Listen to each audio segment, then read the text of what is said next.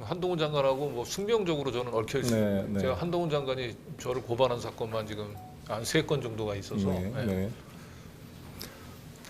아직 한동훈 장관은 또 고발당하지는 당한 건 없으시죠? 네, 그렇습니다. 네. 한동훈 장관은 뭐 나도 예, 한동훈 장관 고발한 게 없습니다. 한동훈 장관 그럼 제가 맡겠습니다. 네.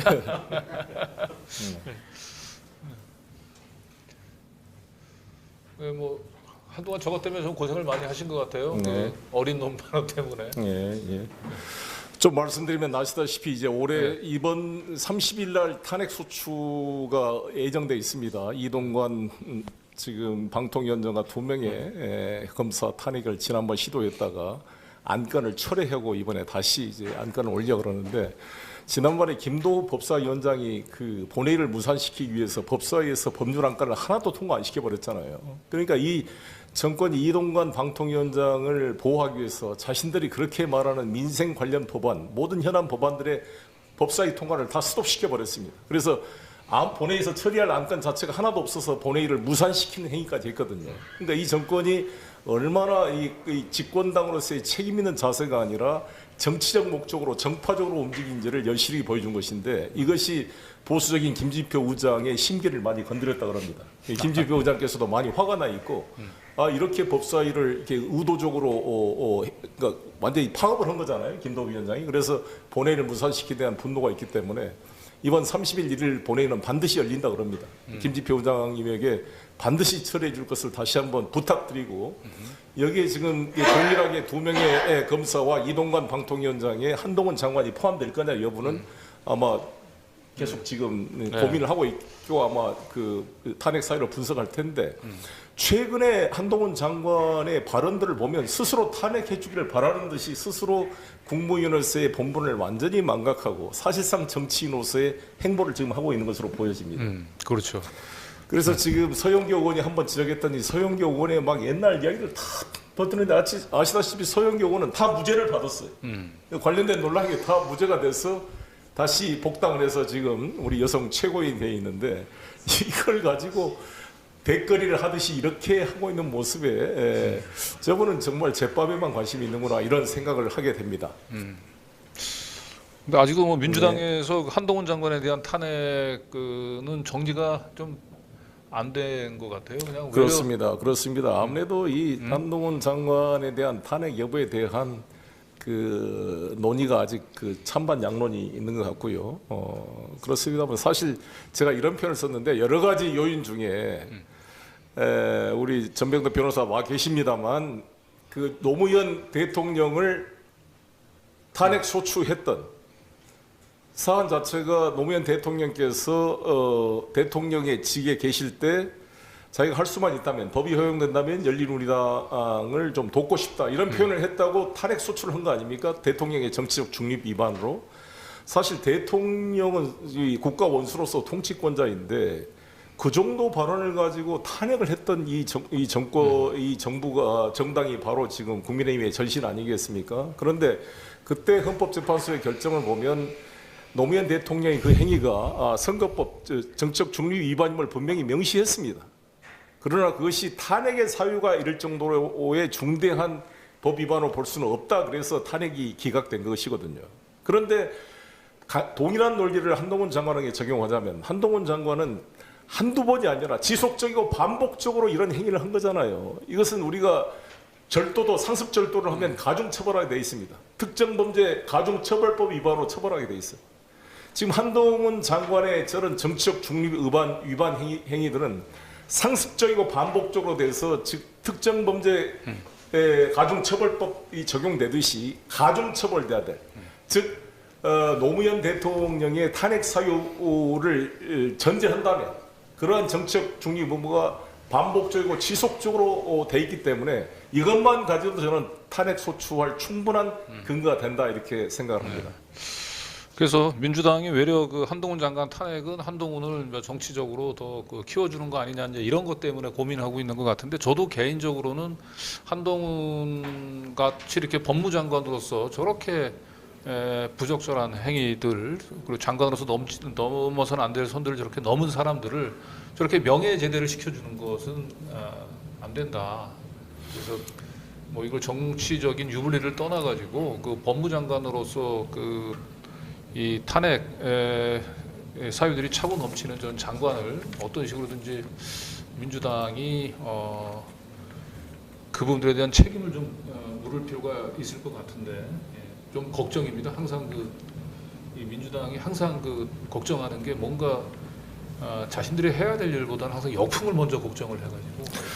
그래서 그 이재명 대표도 힘들죠. 네. 그러니까 저도 당 대표 올 때 보면 최고위원회 열면 항상 그러한 최고위원들이 이 당 대표를 뒷받침해 주는 게 아니라 발목을 잡는 사람들이 많거든요. 네. 그나마 이재명 대표는 행복한 겁니다. 지금 뭐 정청래 최고나 박찬대 최고나 서영교 최고나 송갑석 최고가 빠진 바람에 최고위원들이 이재명 당 대표에 그렇게 공개적으로 반대하고 있는 사람들은 사실 없는 거 아닙니까? 근데 저 같은 경우는 그때 최고위원들이 강병원 최고, 전해숙 최고 뭐를 비롯해서 이 상당히 별로 저한테 우호적이지가 않았어요. 모든 분야에 정말 힘든 상황으로 제가 이걸 돌파를 했어야 되는데 그래서 저는 이번에 이 혁신 공천이 필요하고 정말 이 숫자도 중요하지만 원칙적으로 강하게 야당답게 싸울 수 있는 그러한 의원들이 필요하고 그런 면에서 신당 논의도 그러한 이 자극과 상호 경쟁을 위해서 논의가 되고 있다 이렇게 생각이 듭니다. 근데 제가 이것을 매번 강조하지만 다시 한번 제가 말씀드릴 게 하나 있는데 그 이번에 21명 돈봉투 관련된 의원들의 명단이 그 재판정에서 이 검사들이 비겁하게 이 스크린에 띄워가지고 그것을 언론이 받아서 보도하게 함으로써 피의사실 공표를 우회해가지고 사실상 국회의원들의 명예에 어떤 손상을 가하려는 시도가 있었습니다. 근데 우리 국민들이 속지 않을 거라고 보는데 저로서는 대단히 그분들에게 죄송한 게 사실 저를 돕기 위해서 아침에 조찬 모임에 참석해서 이렇게 모인 사람들인데 이 사람들이 마치 이 돈봉투를 받은 것처럼 의혹이 사도록 교묘하게 편집을 해서 이렇게 검찰과 언론이 합동으로 이거를 그분들에게 안 좋은 것을 보이고 있습니다. 다시 한번 여기서 말씀드리지만 거기 와 있는 대부분의 의원들은 저에게 공식적으로 후원금을 냈던 분들이고 그렇지 않으면 나를 도와줄 분이 박성전 의원이나 김영우 의원은 자기 돈 내서 뛰고 다 이성만 여기 의원은 저한테 300만 원을 입금시켜서 공식적으로 후원금을 낸 사람들이 뭘 받겠습니까? 그러니까 이것은 그 검찰이 말한 대로 매표 행위가 될 수가 없는 게 아니 그렇지 않아도 지지하는 의원들이 모여있는데 무슨 지지하지 않은 사람한테 무슨 돈을 뿌려서 그런 게 매표 행위 아니겠습니까? 근데 이런 분들을 이렇게 해놓는데 나는 이제 한동훈 장관의 발언을 또 아예 실수한 게 한동훈 장관께서 이재명 대표를 수사했던 16명의 검사의 명단을 민주당이 발표하니까 분명히 이렇게 했어요. 개인의 형사 문제 모면하기 위해서 공직자들의 좌표를 찍고 조리돌림을 당하도록 공개적으로 선동하는 행위로 법치주의의 중대한 훼손이다 이렇게 말씀을 했어요.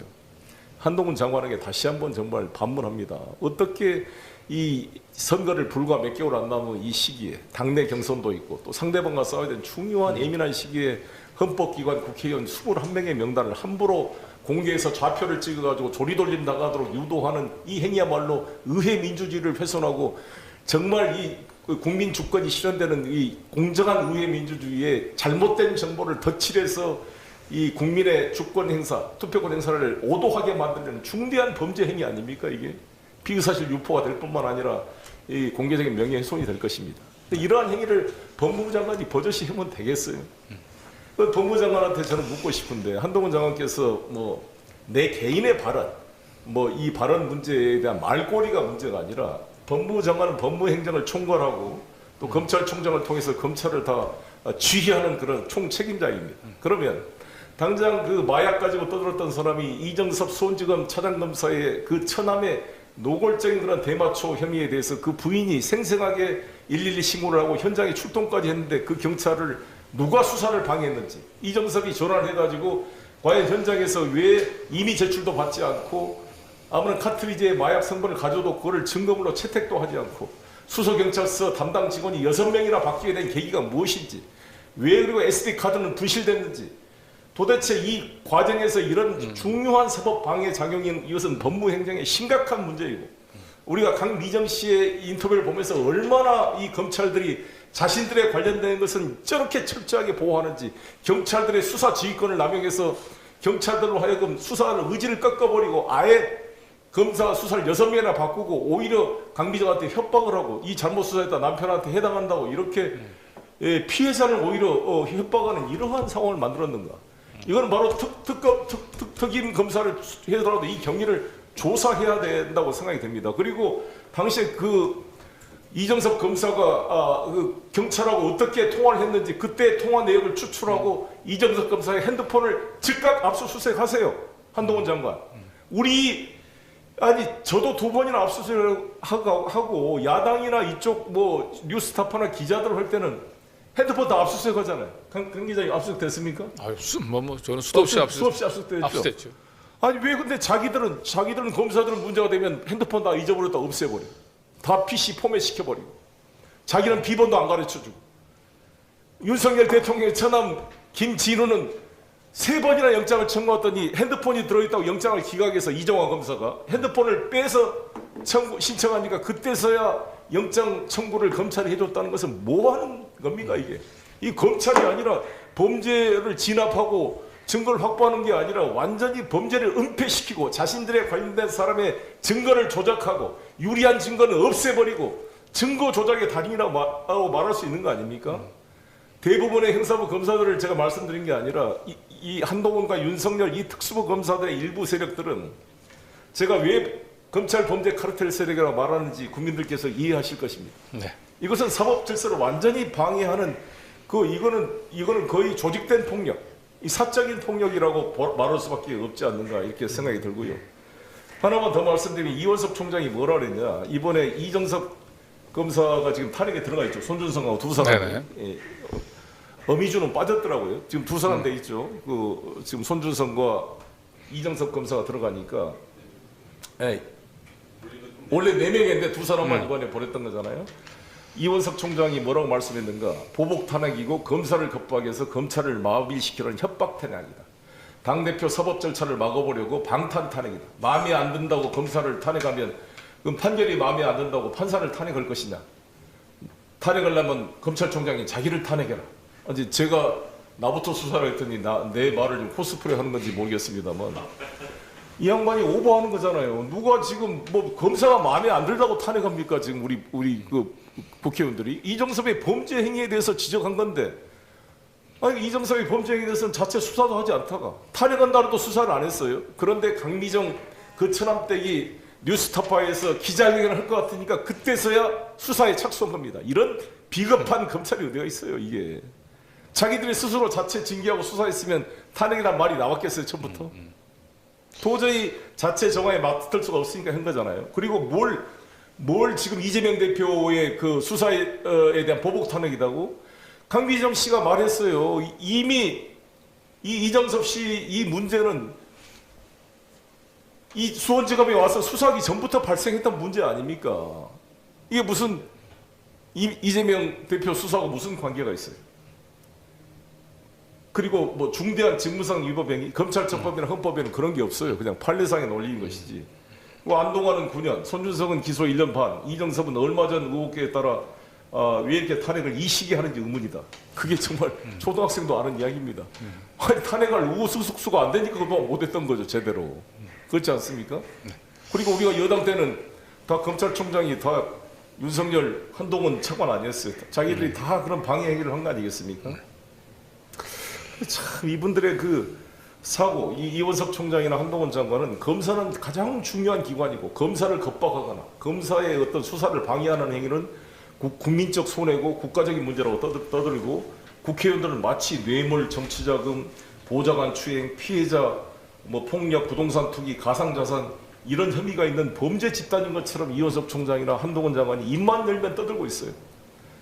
이것을 다 여러분한테 이야기해볼까요? 한동훈 장관 처남은 동료, 후배, 여검사 2명을 성폭행해서 징역 8개월 실형을 받은 사람 아니에요. 자기는 주가 조작으로 혐의가 있고 조폐공사 파업 유도 사건으로 본인은 여러 가지 부동산 투기, 세금 탈루 의혹, 딸내미는 논문 표절 여러 가지 의혹이 있어서 어떻게 보면 잡범 패밀리 혐의가 있는 그런 가족들이 본인과 윤석열 대통령이 다 비슷해. 다 처남들은 전부 다 범죄자로 돼 있잖아. 이정석 처남, 본인의 처남, 윤석열 대통령의 처남. 어떻게 다 처남댁들이 전부 다 범죄자들을 처남으로 두고 있습니까? 네. 범죄 패밀리 가족들의 사위들 아니에요. 이 사위들이 처갓집 재산을 지키는 뒷배가 되는 그런 검사를 하고 있는 거 아닙니까 지금? 이게 국민의 검사입니까? 자기 처남의 범죄를 막아주고 이런 거 하려고 다 이 부잣집들이 검사 사이 들여가지고 이렇게 하는 거예요. 네. 한동훈 장관. 그리고 나 한동훈 장관 마지막 묻고 싶은 게 계속 그렇게 여의도 문법 비판하고 국회의원을 범죄 집단처럼 떠들면서 왜 국회의원이 되려고 그렇게 총선에 나오려고 그러는 겁니까? 법무부 장관이면 검찰로서는 최고 자리에 그렇게 국회의원들 비판하는 양반 여의도 그냥 서초동 사투리 쓰고 사세요. 서초동에서 여의도 오지 마시고 도대체 무슨 그렇게 국회의원들을 능멸하고 헌법기관을 능멸한 사람이 국회의원이 되고 싶어요? 이 방탄 그 불체포 특권의 그 갑옷을 입고 싶습니까? 이제 정권이 교체되고 이번 총선 지고 나면 바로 윤석열 한동훈은 바로 피의자로 전락해서 수사를 받게 될 텐데 그때 구속을 면하려고 지금 국회의원 지금 달려고 발버둥 치고 있는 것입니까? 이렇게 비겁한 한동훈의 모습이에요. 그렇게 떳떳하면 법무장관 사표되지 말고 끝까지 장관직 유지하세요. 윤석열 대통령한테 충성하고 임기 말까지 법무부 장관으로서 한번 싸워보라고요. 그럴 자신 없습니까? 예. 사실은 그래서 이게 저한테 아마 부여된 역할이 그 한동훈 장관이 이제 그 우리 송영길 그 대표님 그 도덕성 문제와 관련해서 뭐 그 한동훈 장관이 좀 제가 강기구 기자한테 그것 좀 네. 지금까지 의혹이 됐던 부동산 형성 과정과 여러 그렇죠. 가지 근저당 설정 문제, 그다음에 지금 타워팰리스의 삼성 관련 그 문제, 네. 또 딸 문제 이런 그과 처남 문제, 장인 문제 그걸 한번 쭉 일목요연하게 정리를 네. 한번 해주시죠.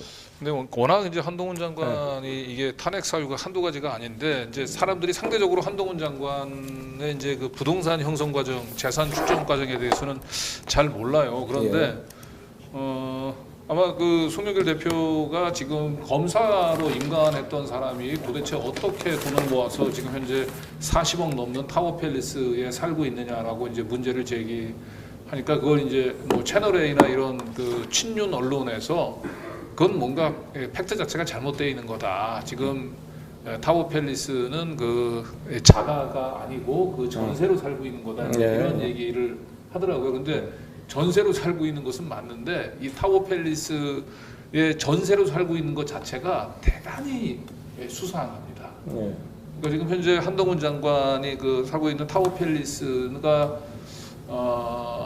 집주인이 그 김성은이라고 하는 변호사예요. 근데 이 김성은 변호사가 한동훈 장관의 뭐 서울법대 1년 선배인가요? 동기인가 그렇고 또 진은정 씨하고도 잘 알고 아마 연수원은 동기인가 뭐 그럴 거예요. 그 한동훈 장관하고 이렇게 그 특수한 관계에 있는 분이 집주인인데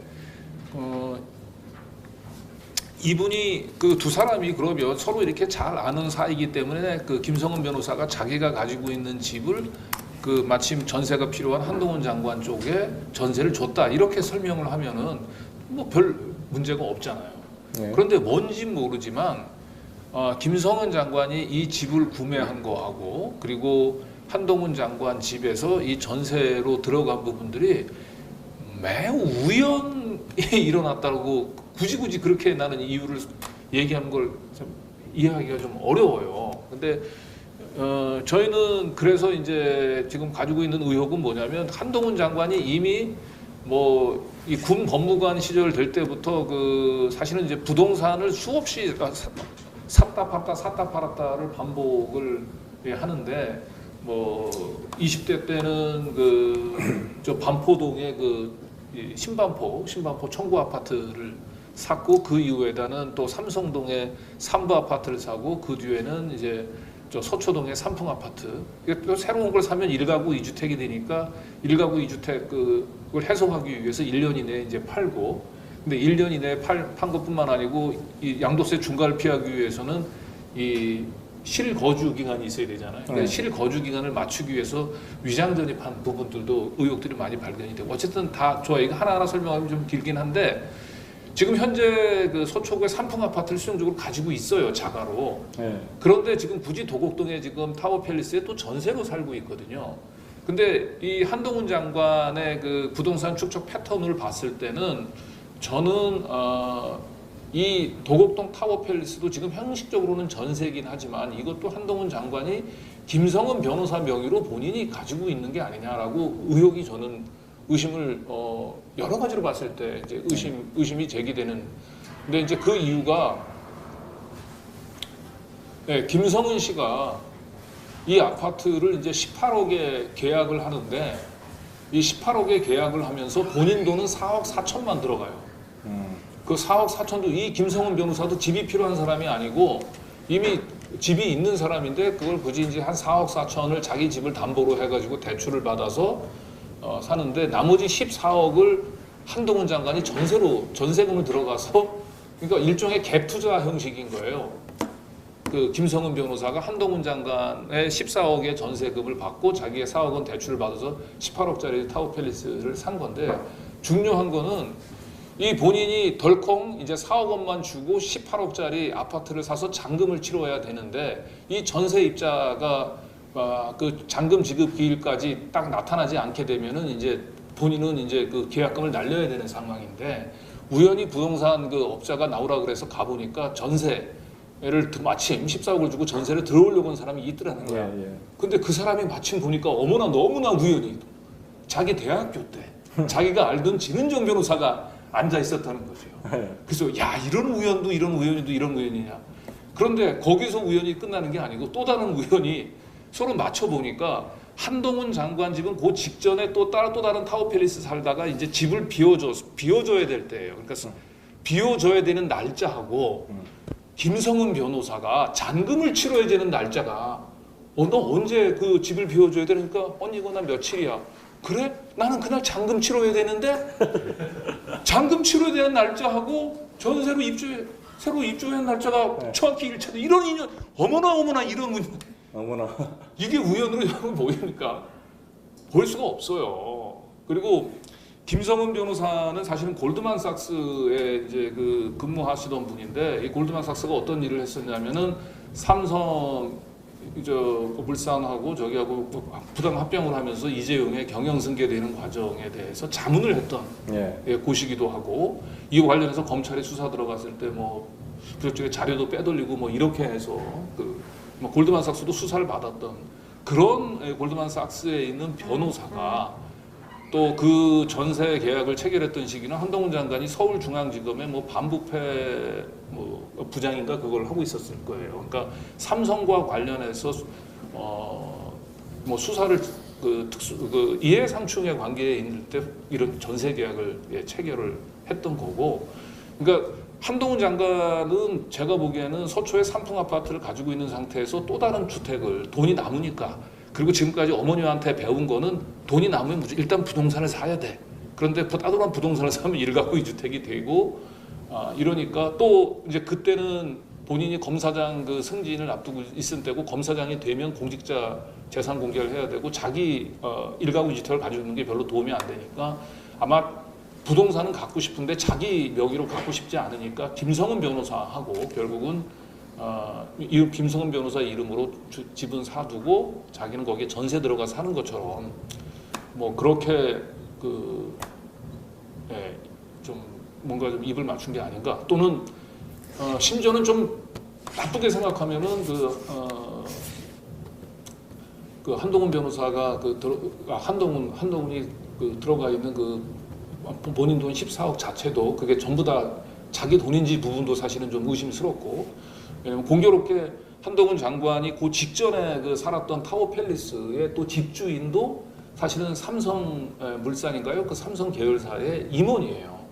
삼성 계열사 임원이 가지고 있는 집에 또 전세로 들어갔었는데 전세도 또 주변 시세보다는 굉장히 싼 가격에 좀 들어갔거든요. 그런 상태에서 어쨌든 또 새롭게 삼성과 특수한 관계에 있는 김성은 변호사 밑으로 전세를 들어가 사는데 지금까지 설명해 드렸던 대로 전세 자체가 상식적으로 이해하기 어려운 우연히 이렇게 겹쳐 일어나는 거예요. 이걸 제가 뉴탐사에서 예전에 이제 더 탐사로 있을 때 방송을 여러 번 했어요. 그런데 이 고발대장 한동훈 장관이 여기에 대해서는 한마디 말을 못했습니다. 그리고 제가 한동훈 장관의 집을 찾아가서 이 초인종을 눌렀던 것은 여러 가지 이유가 있는데 그것도 하나도 사실은 이 도곡동 타워팰리스 전세에 얽힌 비밀을 사실은 좀 풀기 위해서 들어갔던 거예요, 사실은. 아까 좀 초반에 얘기를 했지만 한동훈 장관이 그 부인하고 사실은 좀 불화가 심하고 별거한다라고 하는 소문들이 좀 돌았고, 그러면 한동훈 장관이 실제로 거기에 거주하지 않는다고 얘기한다면 본인이 그 신고하지 않은 또 다른 공직자 재산 신고하지 않은 또 다른 재산이 있는 거 아니냐, 자기가 따로 살고 있는, 이제 이런 의혹을 풀기 위해서 사실 한동훈 장관 집에 찾아갔었고, 실제로 그때 그 집 앞에 여러 우편물이 쫙 배달이 됐었는데 그 부인하고 그 자녀들 명의로 된 그 배달은 꽤 많았는데 한동훈 장관 배달은 없었어요. 그리고 뭔지 모르지만 한동훈 장관이 그 주거 침입으로 저희를 문제를 삼을 때 고소가 아니고 고발을 했습니다. 그래서 그때 연락이 왔던 그 경찰 수사관한테 한동훈 장관이 같이 안 살아요? 부인하고?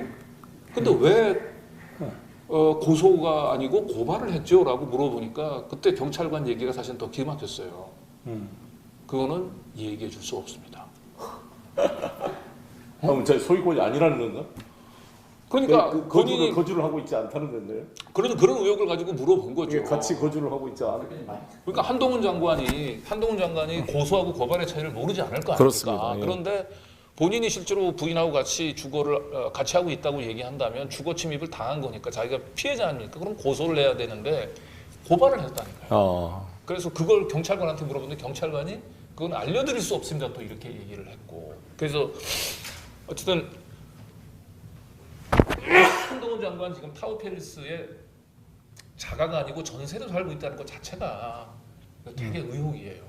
되게 문제가 많고요. 그리고 혹시 그 기억을 하실는지 모르겠는데 그 MBC 기자에 대해서 한동훈 장관이 뭐 그 국회 인사청문회 자료가 뭐 흘러 들어가고 그래가지고 압수수색 나왔다라고 얘기를 하면서 이제 그 압수수색의 배경과 관련해서 기자들 앞에서 설명을 할 때 그랬죠. 그 뭐라고 얘기했었냐면은 뭐 더 탐사라고 하는 유튜브 방송이 있는데 거기서 내가 10년도 더 전에 그 부동산을 내가 팔았던 나하고 거래했었던 뉴질랜드에 사는 백 목사라고 하는 사람의 인적 사항을 어떻게 알았냐. 그렇죠. 예.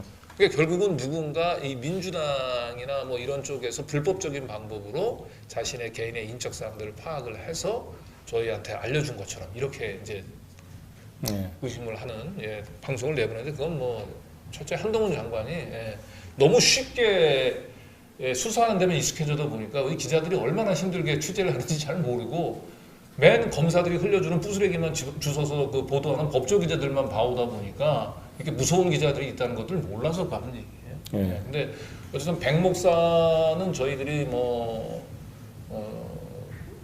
여러 단계를 거쳐가지고 그 한동훈 장관의 2007년도 그게 이제 두 번째로 산 집인데 그 집을 팔 때 한동훈 장관은 굉장히 그 집을 빨리 다급하게 팔아야 될 필요성이 있었어요.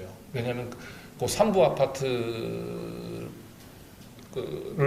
사고 그리고 난 다음에 이제 아까 얘기했었던 서초동의 삼풍 아파트를 새로 사서 2주택이 있었는데 이 2주택을 일시에 1년 이내에 처분하지 않으면은 삼풍 아파트에서 열면 양도세 중과뿐만 아니고 그때가 이제 노무현 정부 때 처음으로 종부세를 도입을 해가지고 종부세를 엄청나게 두들겨 맞을 상황이었어요.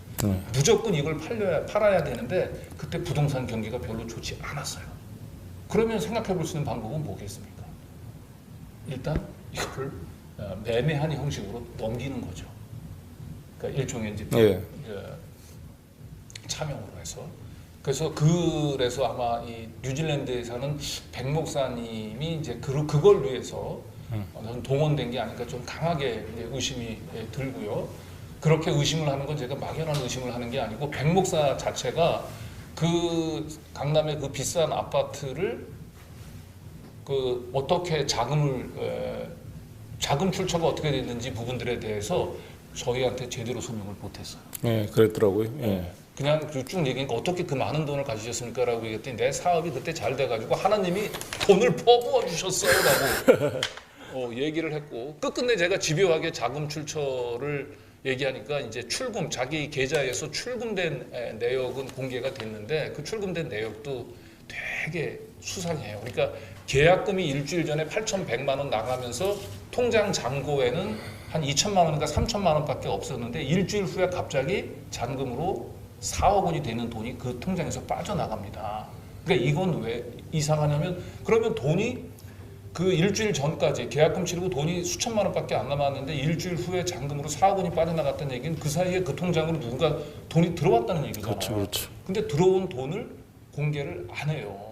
그 입금 내역을 공개를 안 하고 출금만 공개를 하고 그리고 만약에 그게 본인 돈이라고 얘기한다면 본인이 스스로 그 통장에 돈을 둔다고 얘기한다면 그렇게 번거롭게 자기 계좌로 돈을 넣어가지고 그 돈으로 잔금을 또 주인 계좌로 빼고 그게 이상하잖아요.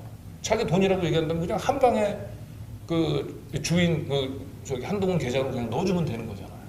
그러니까 어쨌든 그것도 만약에 자금 출처를 자기 돈으로 샀다라고 하는 걸 입증하기 위해서 뭔가 좀 세탁 과정을 거쳤다라고 하는 의혹이 강하게 들고 중요한 건 이런 내용들을 저희가 다 방송에서 보도를 했는데 한동훈 장관이 여기에 대해서는 지금까지 단 한마디 말을 못하고 있어요. 그리고 결정적으로는 뉴질랜드에 있는 백 목사 이분이 저희가 인사청문회 때 그래서 저희가 집요하게 취재를 했는데 본인이 마지막에 뭐라고 얘기를 했냐면 그 왜 내가 이제 그렇게 얘기를 했죠. 백 목사님이 저희가 그 괴롭힌다고 생각하지 마시고 이 얘기는 백 목사님이 안 되면 백 목사님이 정당하게 부동산 거래를 했다고 얘기한다면 한동훈 장관 부인을 통해서 그냥 해명을 하게 하세요라고 얘기를 했더니 그분이 나중에 뭐라고 얘기하냐면 아니 내가 그렇지 않고 막 소리를 막 지르면서 그 진은정 그 사람한테 내가 전화를 해가지고 제발 해명을 좀 해달라고 얘기를 하는데 그 진은정 변호사가 이번 인사청문회 때까지는 저희가 나설 수 없습니다. 그 점을 이해해 주세요라고 얘기를 했다고 얘기하면서 이게 말이 안 되잖아요. 인사청문회 때까지 딱 정당 떳떳하면 자기가 나서서 해명하면 되는데 그런 요거는 정말 그 한동훈 장관이 부동산 축적하는 과정에서 아주 일단면입니다. 하나하나 다 공개를 하게 되면요, 진짜 대한민국의 그 모든 이 부동산 투기의 모든 그 기술들이 다 농축이 돼 있습니다. 그리고 이게 한동훈 장관 같은 경우는 부모님으로부터 부모님 그 허모 씨가 있는데 어머님이 이 부동산 등기나 이런 것들만 보더라도 이분은 대단한 부동산 투기의 전문가예요. 이런 분으로부터 보고 자라니까 20대부터 끊임없이 일가구 2주택을 일시적으로 모면하기 위해서 온갖 편법 탈법들을 좀 일삼았다. 그런데 이게 인사청문회만 통과해서 법무장관 하다가 이제 그냥 조용히 살면은 이게 묻힐 수가 있는데 제가 보기에는 본인이 욕심을 내고 여기서 무슨 정치인 한다고 뭐 출마를 한다든지 뭐 더 큰 꿈을 꾸게 되면은 이거 제대로 된 검증이 되면은 탈탈 털릴 겁니다. 더 이상 한동훈이 우리 송 대표님 상대로 도덕성이라고 하는 도자도 올 수 없을 정도로 탈탈 털릴 거예요. 본인이 자신은 이런 표현을 썼어요. 뭐 운동권 출신들이 뭐 재벌의 뒷돈을 받을 때 자기는 재벌과 싸웠다 이런 식으로 뭐 이렇게 자기를 합리화했는데 그 싸웠던 위에 삼성 관련된 골드만삭스라는 이런 것과 이렇게 타워페리스에 얽혀 있는지 해명을 해야 될 것이고 사실상 특수부 검사들이 재벌들을 수사하면서 끝나고 나고 얼마 또 재벌들하고 연결이 됩니까? 대표적으로 SK 최태원 같은 경우는 지난번 국정농단 특검 때 제가 강조하듯이 신동빈 롯데그룹 회장은 구속시키면서 최태원은 봐줬어요. 그 이후로 이제 밀월 관계가 계속되고 있는 거잖아요. 최태원과 그게 대장동 사건의 시드머니도 최태원의 동생 최귀원의 SK 관련 자금이 몇백억이 들어갔었죠 그때. 그 문제도 있을 뿐만 아니라 지금 태블릿 PC 문제도 참 이상한데. 보면 이 윤석열 대통령과 비슷한 게 윤석열 대통령도 우연히 되잖아요. 김만배 누나가 어떻게 우연히 연희동에 그렇죠. 있는 그 윤석열 아버지 집을 그때 딱 사주냐고 그거를. 그 동네는 우연히 많아요. 그 윤석열 대통령 그 아버님이 제가 연대 상대 다닐 때 거기 우리 상대 응용통계학과 교수였어요. 그래서 연세대학교 뒤에 연희동에 집이 있는데 그 아파트도 아니고 그런 그 단독주택을 어떻게 우연히 알고 보니까 그게 사냐고요. 그 김만배 누나의 남편이 세무서 출신입니다. 그래서 윤우진하고 친해요. 용산 세무서장. 윤우진과 윤석열 대통령은 형님 동생 하는 사이입니다. 윤대진 검사 형이고. 다 어울려서 연결돼가지고 샀다고 볼 수밖에 없지. 그 돈도 어떻게 실제로 매매하는 건지도 논란이 되고 있습니다만 이런 우연이 똑같이 한동훈 장관도 백모 목사부터 시작해서 우연과 우연이 겹치고 있는 거죠 네. 이게. 그 윤석열 부친의 연희동 주택 관련해서 또 하나 이제 우연이 있습니다. 그 언론에 많이 이제 우리 도탐사에서 방송을 하긴 한 건데 그게 결국은 이제 김만배를 수사하는 과정에서 그 이제 부정하게 축제한 재산이라고 해가지고 압류가 들어갔어요. 네. 그런데 압류 그 김만배 명의로 돼 있던 모든 부동산들은 다 압류 처분이 됐는데 그 연희동 그것만 압류를 면했어요. 왜 면했냐면 압류가 들어가기 일주일 전에 그 부동산이 제3자한테 팔렸습니다. 근데 그 제3자가 그 부동산을 산 사람이 내가 찾아가서 그 만나보니까 저쪽 그 4호선 끝자락에 있는 곳에서 조그만 그 공장을 하시는 남편이. 그리고 또 남편이 공장 그 운영이 잘 안 돼가지고 막 그 대출도 받고 이런 양반이 왜 연희동 주택을 압류가 들어가기 일주일 전에 삽니까? 이것도 우연이에요. 그러니까 윤석열 그럼 채무자 몇 월째 아닌가? 윤석열 대표 입장에서는 자기의 가족들의 그 추억이 얽힌 집이거든요. 그 집. 그 집 자체가 완전히 다른 사람한테 넘어가는 것을 아마 원치는 않았을 것 같고. 네. 그래서 그게 이제 압류 들어가서 뭐 공매 과정이나 이런 거를 거치는 것을 막기 위해서 이미 압류가 된다라고 하는 정보를 미리 흘리고 그걸 받아서 그 집은 안전하게 또 빼돌린 게 아닌가. 그렇지 않고서는 이게 설명이 안 돼요. 이분들은 너무나 우연히 많아요. 네. 예, 우리 이 대목에서 우리 전병덕 변호사 지금 우리 민주당의 그 검사 탄핵 관련 TF에 속해 있는 변호사님인데 지금 한동훈 탄핵 사유에 대한 그 간단한 요약 정리 부탁드리겠습니다. 의자를 하나. 이쪽 여기 앉으셔서 이쪽으로 오십시오. 그러면 오셔서.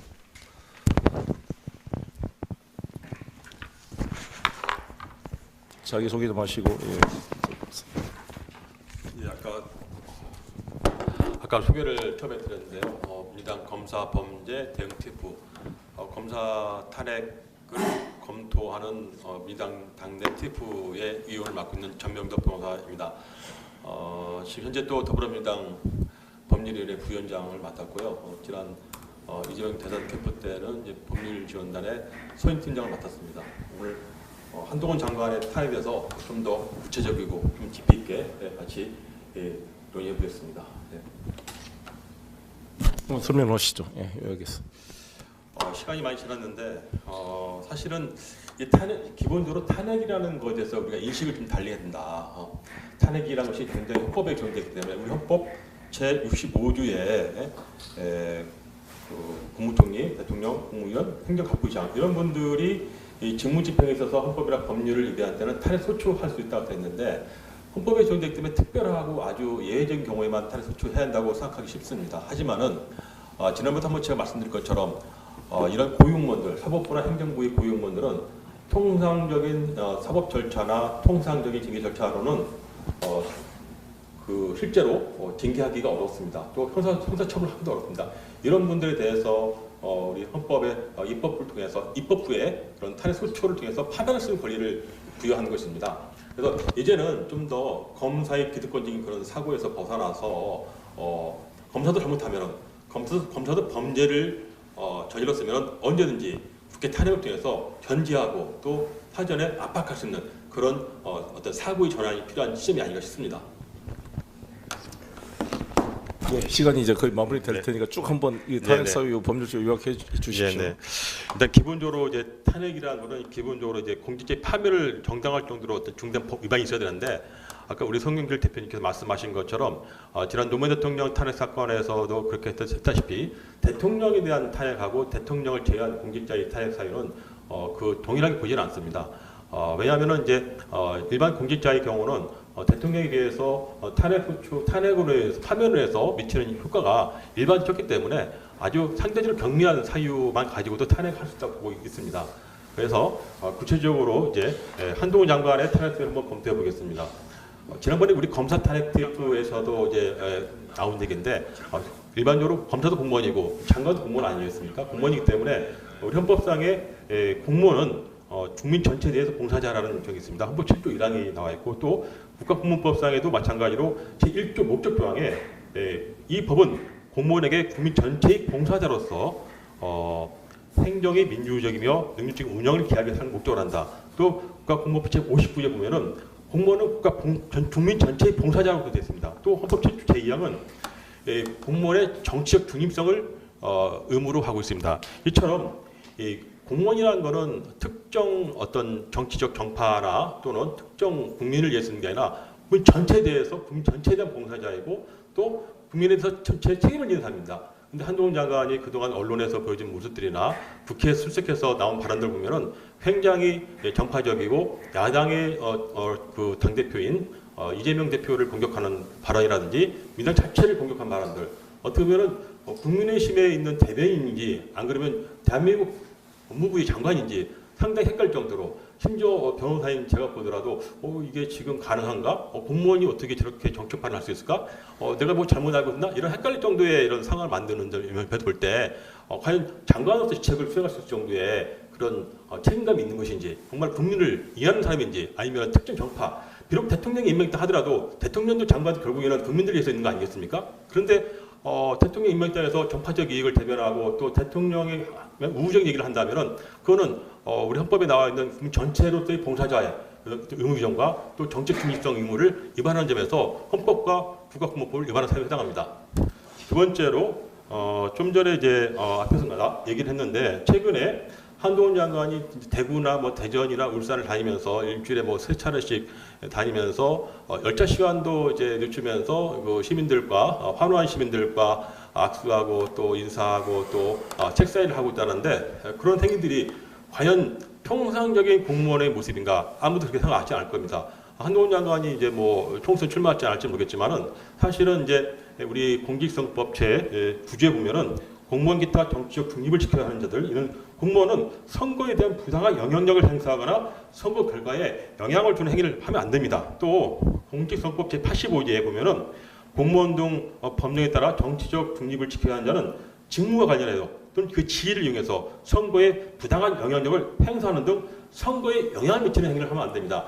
지금 이제 이 한동훈 장관의 이런 어떤 그 지역을 다니면서 시민들과 만나는 이런 모습들이 과연 적절한 장관 적절한 일을 떠나서 공직선거법상에 볼 때 직접적으로 지지 호소를 하는 행동이 아니라 할지라도 장관의 지위를 이용해서 어떻게 보면 선거에 영향을 미치는 만약에 예를 들어서 한동훈 장관이 추후에 선거에 출마한다면은 제가 볼 때는 충분히 이 공수법 위반 소지가 있다고 보여지는 사안이기 때문에 지금은 앞으로 출마할지 안 할지 모르지만은 만약에 출마를 한다면은 지금의 어떤 행보가 상당히 어떤 그 선거법에 큰 영향을 선거법 위반에 영향을 줄 수 있는 요소라고 생각합니다.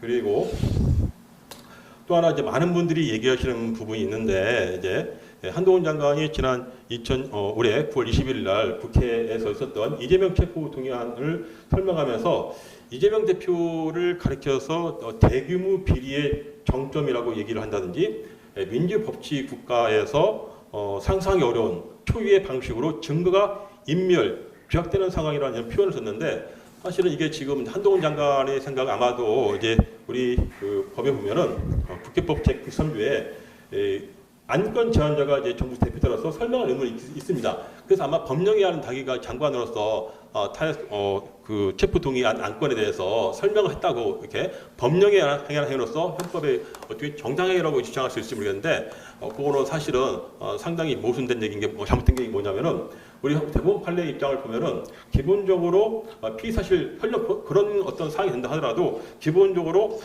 객관적이고 충분한 증거 없이 그런 사실을 바탕으로 할 때만 이제 문제가 안 되고 또는 유죄를 속단하게 할 우려가 있거나 또는 예단이나 추측을 불러일으키는 이런 표현을 할 때는 피의사실 문제를 보고 있습니다. 근데 지금 방금 말씀드린 것처럼 체포 동의안의 그 취지를 넘어서 아주 구체적인 증거까지 제시하면서 이재명 대표 체포 동의성의 필요성을 이제 언급했는데 이 부분은 제가 봤을 때는 법률가 입장을 볼 때 충분히 피의사실 공표죄에 해당되고 더 나아가서는 우리 헌법 제17사항에 보시면은 유죄 추정 원칙이 있습니다. 모든 대한민국 국민은 무죄 추정 원칙이 다 이렇게 적용되는 거 아니겠습니까? 그런데 이재명 대표에 대해서 지금 장관이 비록 체포 동의안을 설명한다 하는 자리를 하더라도 확정적인 그런 표현을 써가면서 마치 그 유죄가 확정된 것처럼 발언한 것은 그 자체로서 헌법상 무죄추정 원칙에 반하기도 하고 또 헌법상 방금 말씀드린 피의사실구제에 해당하는 사안입니다. 그 다음에 이제 또 중요한 부분이 있는데 최근에 이제 저희가 이제 작년 9월달에 검찰청법이 개정되어 가지고 검사의 수사 개시 범위를 6대 범죄에서 2대 범죄로 축소를 했습니다.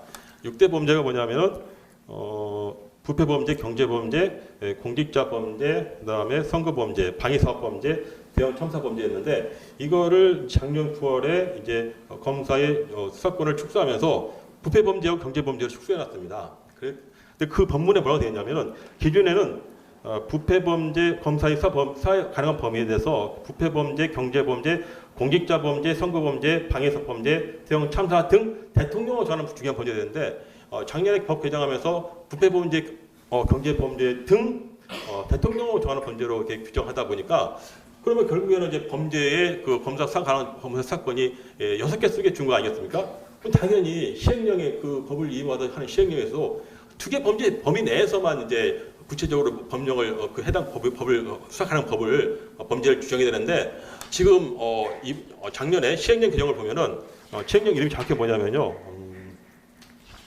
시행령 개정에서 검사의 수사 개시 범죄 범위에 관한 규정이란 대통령 시행령인데 여기에서 기존의 6대 범죄에 속해있던 선거범죄하고 선거범죄를 부패범죄에 포함시킵니다. 또 공직자범죄도 부패범죄에 포함시킵니다. 그래서 그렇게 되면 사실은 이제 시행령을 통해서 법에서는 6개에서 이렇게 줄여놨는데 다시 시행령에서 더 늘려놓는 결과이기 때문에 이거는 사실은 국기법을 침해하는 것이죠. 기본적으로 이제 한권 분립제자의 대한민국 헌법이 존재하는 거 아니겠습니까? 근데 시행령이라는 거는 행정입법인데 하위법령 행정입법에서 어떻게 상위법령인 국기입법권을 침해하는지 이것이 매우 심각한 그 자체 있을 수 없는 일이라고 생각합니다. 이거는 매우 중대한 헌법 위반이고 이거 하나만 가지고 충분히 저희는 볼 때는 탄핵 소유가 된다고 생각합니다. 네.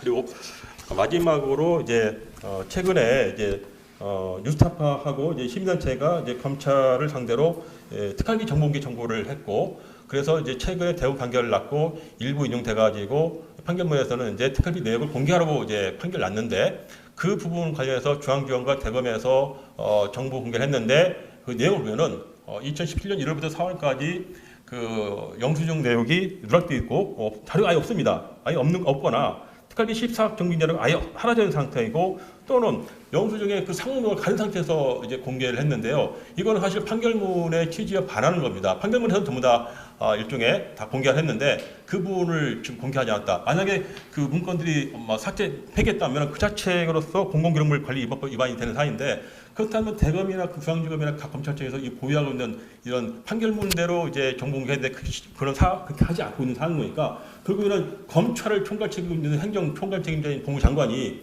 이런 부분에서 제재를 하고 시정 조치를 요구했는데 그러니까 시정 조치 안 되고 있는 거 아니겠습니까? 그렇다면 이거말로 공무원으로서 정말 장관으로서 직무유기가 되는 것이죠. 그래서 지금 이제 검토한 것처럼 국민의 봉사자로서의 어떤 의무, 그 다음에 국민의 책임을 지는 공무원으로서의 의무, 그리고 공무원으로서 정치적 중립 의무, 그 다음에 삼권 분립에 반한 입법권 침해, 직무유기, 그 하나하나 모든 것들이 그 하나만 봐도 모두 탄핵해야 되는 사안이고 과거에 노무현 대통령 그 사안을 보면은 방금 우리 송영길 대표님께서 말씀하신 것처럼 아주 간단한 한마디 가지고 정당이 열린우리당이 됐으면 좋겠다 이런 약간 그런 한마디가 탄핵 소추한 거 아니겠습니까? 근데 지금 우리 한동훈 장관 같은 경우 보면은 매우 상습적 반복적으로 지속적으로 아주 제가 볼 때는 개념 없이 정치적 중립 이 개념 자체가 없는 것 같은 생각이 들 정도로 국민에 대한 책임을 지지 않고 있기 때문에 이런 분들이 과연 대한민국 법무장관을 그 직에 적격한지 그러라고 탄핵소추 제도가 있는 거 아닌가 생각하고 그래서 반드시 탄핵 비록 이번에 한동훈 장관이 최근에 출마하면서 예를 들어 가지고 이제 추후 어떻게 될지 모르겠지만은 이제 새로운 임명권자 인사검증 하고 있다 하는데 설령 인사검증 통해하고 새로운 장관 임명된다 하더라도 그렇다 하더라도 결국에는 지금같이 탄핵 사유는 우리가 다 기억하고 있어야 될 것이고 그에 대한 정치 책임은 반드시 물어야 생각합니다. 예, 감사합니다. 네, 감사합니다. 우리 전명덕 변호사님.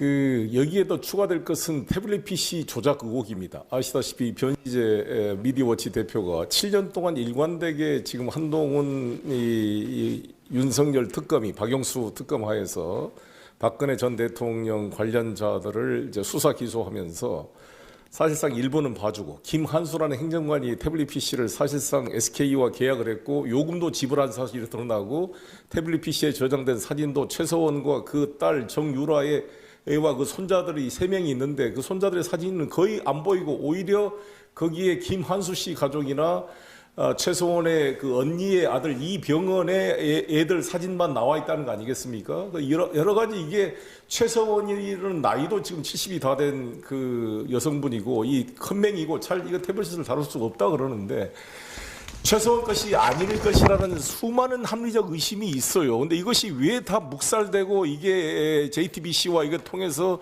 최서원 것으로 명시가 됐는지 또 장시호가 우연히 제2 태블릿 PC를 발견해가지고 특검에 제출했다는데 공교롭게 한동훈 장관의 현대고등학교 후배고 하겐다스 아이스크림을 나눠 먹을 정도로 친한 관계라 그러는데 도대체 어떻게 장시호를 가스라이팅해서 증거를 조작했는지 여러한 의혹이 남아 있는 거 아니겠습니까? 이런 것에 대해서 지적을 해야 돼요. 여러분이 손준성 검사와 김웅 검사가 있었잖아요. 손준성 검사는 검사기 때문에 그 고발 사주 의혹에 대해서 공수처에 고발을 했고 김웅 당시 국민의힘 국회의원 후보는 검사 출신이긴 하지만 당시 현직 검사가 아니었기 때문에 검찰에다 이첩을 했는데 검사에서 김웅 손준성과의 공범인 고발사주 그 조성은한테 실제로 대검이 아니라 남부지검에 고발해라까지 이야기하고 녹취록까지 조성은 씨와의 생생하게 나와 있는 김웅에 대해서 무혐의 처분을 했습니다.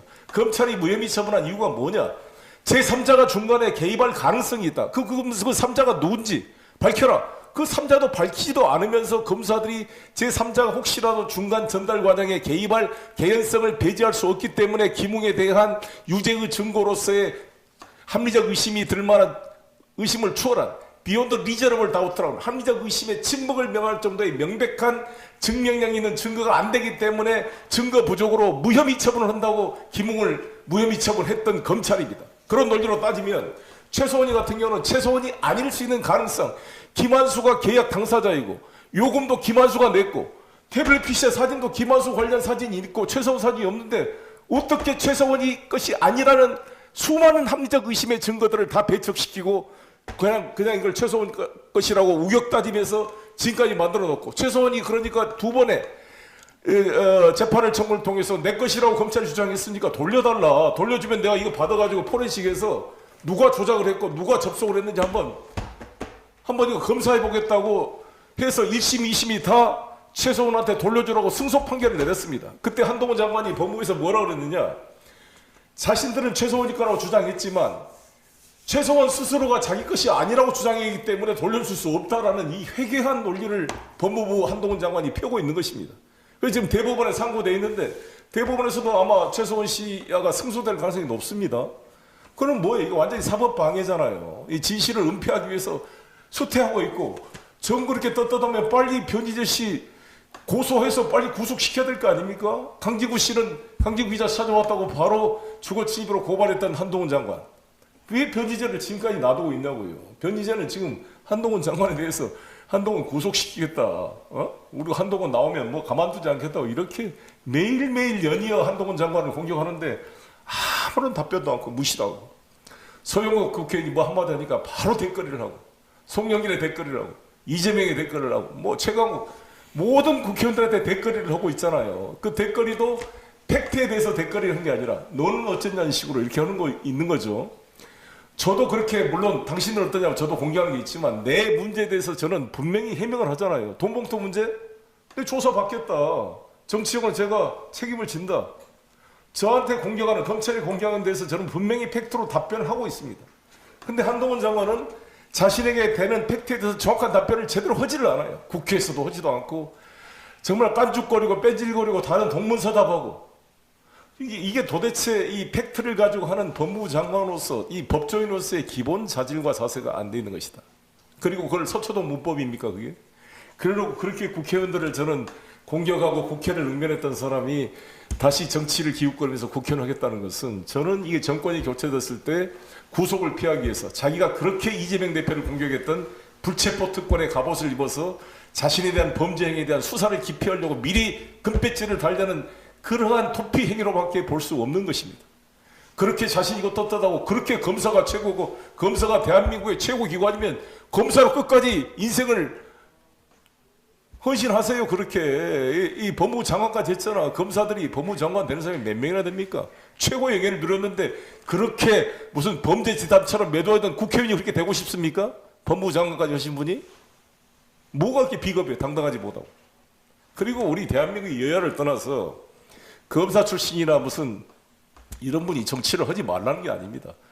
그러나 검사하다가 바로 1년도 변호사도 안 해보고 윤석열 대통령 2021년 3월 4일 날 검찰총장 사표되고 나와가지고 딱 1년 만에 2022년 3월 9일 날 대통령이 당선됐어요. 1년 만에. 이런 분들이, 이 검사하던 분들이 어떻게 나라를 끌고 와요?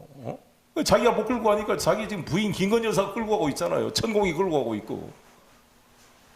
어디 앞으로 갈지 뒤로 갈지 언제 앉아야 될지 뭐 국회에 대한 경례를 해야 될지도 모르고 그냥 천지분간이 안 되는 상황으로 이 대통령의 이 의전이나 모습이 국격을 실추시키고 국민들을 부끄럽게 만들고 있는 이 현상입니다. 그래서 저는 우리 어떻게 대한민국 민주공화국이 갑자기 이렇게 후진국이 됐을까? 후진공화국이 됐을까? 이것에 대해서 우리 윤석열, 한동훈 두 분이 주 책임자라고 생각이 듭니다.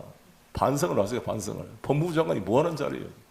무슨 개그맨입니까? 만남하고 무슨 말꼬리 잡고 무슨 어디가 사진 찍어주고 이게 지금 개그맨이 하는 일이지. 뭐 하는 일입니까 지금? 법무행정으로서 말씀하세요. 이정석 이 수원지검 1차장 검사의 그 처남에 대한 이가 비리가 왜 6번이나 경찰이 바뀌면서 제대로 수사가 안 되고 누가 수사를 방해했는지 당장 이정석 검사의 핸드폰을 포렌식으로 추출해가지고 통화 내역, 수서경찰서의 통화 내역을 잡아보면 바로 수사 방해 혐의가 나오지 않겠습니까? 그 잘하던 압수수색은 왜 자기들 편에는 그렇게 압수수색이 안 되는 거예요?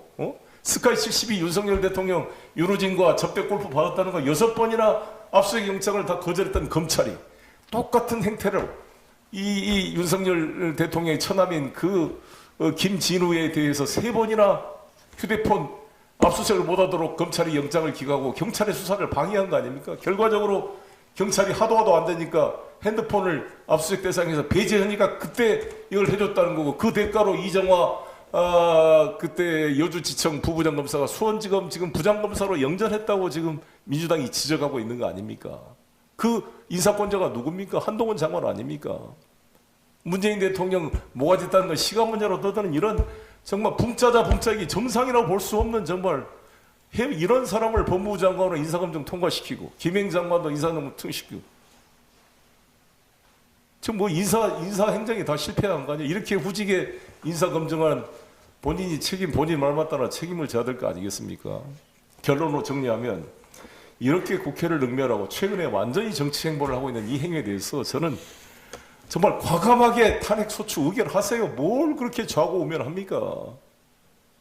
이 정도 가지고 이 탄핵 소추를 안 하면 이 국가, 이 민주주의가 앞으로 상권 πολιτ이 어떻게 유지가 되겠습니까? 저는 민주당이 과감하게 이번 하는 김에 이동관, 한동훈 이 검사들 탄핵 소추하고 김건희 특검법 50억 클럽 일괄 다 이번에 30일 12월 1일 날 다 통과시킴으로써 12월에 본격적으로 한번 싸워봅시다. 만약에 저는 이 김건희 특검을 통과시켜서 이 대통령실로 넘어가면 저는 용산 앞에 가서 농성을 시작하겠습니다.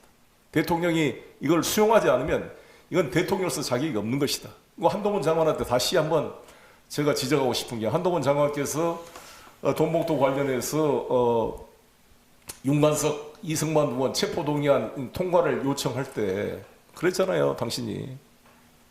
여기 돈봉투 관련된 의원들이 있는데 이것을 사실 체포동의안 표결 여부를 한다는 것이 이해상충이 있다라고 지적했으니까 그 이해상충에 비해서는 자기 부인의 주가조작 문제에 대해서 특검법이 통과됐는데 그거를 거부권을 행사한 그 당사자가 그 남편이라는 것은 너무나 큰 이해 충동이 되기 때문에 이게 헌법 원리상, 법의 일반 상식상, 기피 회피 제도의 취지상 당연히 거부권 행사가 제약된다고 생각합니다. 내재적 한계가 있는 것입니다. 그런데 거부권을 행사한다는 것은 그 내재적 한계를 일탈하는 것이고 거부권의 남용입니다. 한동훈 장관 그 장관의 논리에 따르면 윤석열 대통령 행위는 거부권 행사하지 말아야 된다고 보는데 그런 말할 용기가 없으면 정치하지 마세요. 이준석 대표도 지적하잖아요. 그렇게 말장난하고 그렇게 교원 영색할 게 아니라 구체적으로 맞닥뜨린 정치적 문제에 대해서 박정훈 대령에 대한 이 기소 이게 잘한 겁니까? 분명히 말을 해야죠, 말을. 정책 사안에서. 그 말장난 하지 말고, 괜히. 그것이 정치인 것입니다, 분명하게. 그런 말씀을 드리고, 더 이상 저도 한동훈 장관하고 뭐 대거리 하고 싶지도 않고, 저는 윤석열 정권과 싸우겠습니다. 저는 윤석열 정권과 싸울 거고, 이 한동훈 장관은 거의 뭐, 윤석열의 아류고, 우리 대한민국 국민들이 이 아류를 선택해 본 적이 없습니다. 그리고 저는 만약 이 탄핵 소추를 피해서 국회에 나오면 반드시 이 강북에 나오든지 민주당 뭐 자기들만 험지에 나와 싸워보세요. 한번 분명히 국민의 심판을 받을 수 있도록. 비겁하게 대구로 도망가가지고 뭐 대구를 존경한다 이러한 정치적 언어 하지 마시고 비례대표로 도망가지 마시고 정면 승부 해보세요. 정면 승부. 그 전에 사실 그럴 일도 없이 사실 탄핵 소추하는 게 저는 정답이라고 생각이 들고 이제 30일은 며칠 안 남았는데 계속 저는 가는 데마다 탄핵 소추 의결할 것을 민주당 의원들에게 촉구드리도록 하겠습니다. 우리 강진구 의원님 몸도 지금 강진구 기자님 몸도 안 좋은데 오늘 나와서 발언해 주신 거 감사드리고 오늘 시간이 좀 15분 초과됐습니다만 이 정도 말씀으로 마무리하도록 하겠습니다. 국민 여러분, 저는 기도합니다. 믿습니다. 우리 대한민국 민주공화국 어떻게 만든 이 자랑스러운 대한민국입니까? 함께 이 민주공화국 지켜나갑시다. 몇 사람이 이 소수의 한 줌도 안 되는 이 특수부 출신의 검찰 범죄 카르텔 세력이 정말 75년 동안 피땀으로 만들어 놓은 이 민주공화국을 넘나할 수가 없다. 일시적이다. 일시적으로 손바닥을 뭐 할지 모르지만 하늘을 가릴 수 없다 이렇게 생각이 들고 국민의 힘으로 모여가지고 국민의 힘이라니까 애매하지만 우리 전체 시민과 깨어있는 시민의 힘으로 민주공화국을 바로 지켜내고 이 검찰 범죄 카르텔 세력들을 이렇게 다 발본 생활할 수 있도록 힘을 모아갑시다. 감사합니다.